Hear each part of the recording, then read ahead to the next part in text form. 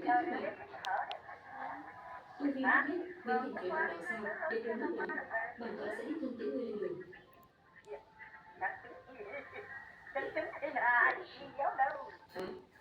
Nó nói ra điện đấy, là nó nhắn tới.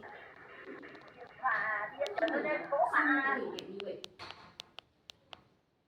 Luyện phương cảnh nhà ngươi cũng chỉ là dung dế mà thôi. Mỗi một ngày là 5 cú tăng. Tiếng tăng tốt.